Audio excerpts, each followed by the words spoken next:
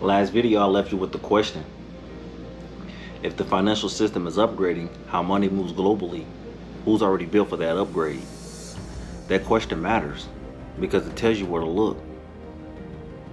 Every major technology shift looks boring, right up until it changes everything.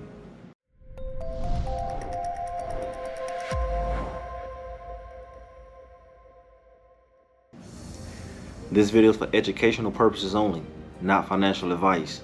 Always do your own research. Banks worldwide are migrating to ISO 222. It's a new financial messaging standard. In simple terms, it's an upgrade to the language the global financial system uses to communicate. When the communication layer upgrades, the settlement layer has to evolve too. So I'm not asking what's trending. I'm asking what was engineered for the next version of the system. And that brings us to XRP.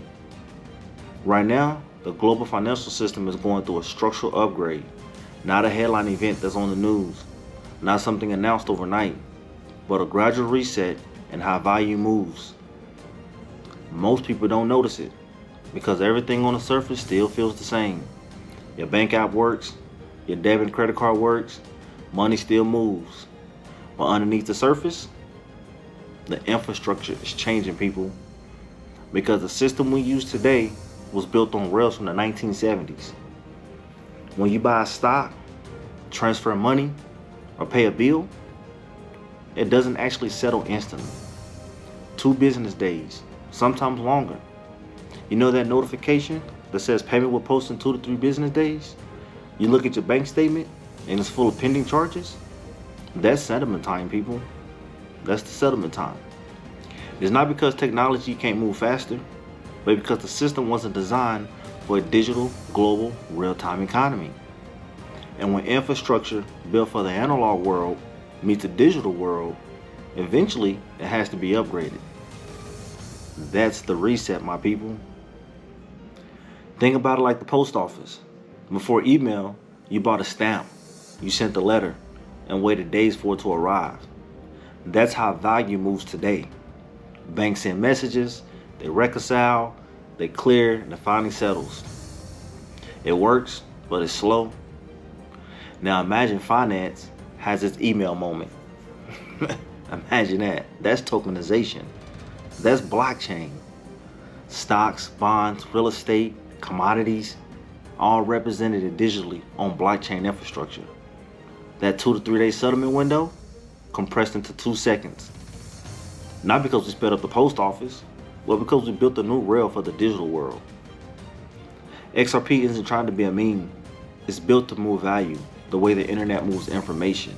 Fast, global, without friction, liquidity, settlement speed, interoperability, especially for cross-border payments, where today's systems are expensive and inefficient. In the early computer days, people didn't get it. Computers were slow, boring, expensive. Why would I ever need this, they said. Then the internet showed up. No apps, no social media, no shopping. Just systems talking to systems. But that infrastructure changed everything. Everything. XRP feels like that phase. It's not the app you brag about. It's the rail underneath the app. Most people are watching price. They're not watching the infrastructure quality being built underneath. And this is where Flare fits. XRP moves value. Flare connects that value to data and other systems. Rail and protocol layer, movement and intelligence. Infrastructure stacking on infrastructure. But don't take my word for it, people. Study the system. Look up ISO 222. Look up settlement times. Understand how cross-border payments actually work. Because when you understand the system, you understand what you're participating in. And that's how smart moves are made, not emotional ones. When you zoom back out, there's a pattern. Nothing grows in isolation. The internet didn't win because one computer was powerful, and one because systems connected. Value moves that way. And honestly, so do people. The biggest upgrades in life don't come from grinding harder. They come from what and who you're plugged into.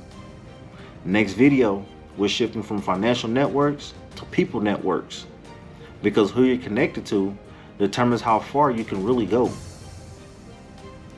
Infrastructure always look boring, my people, until the world depends on it. Figuring it out, one smart move at a time.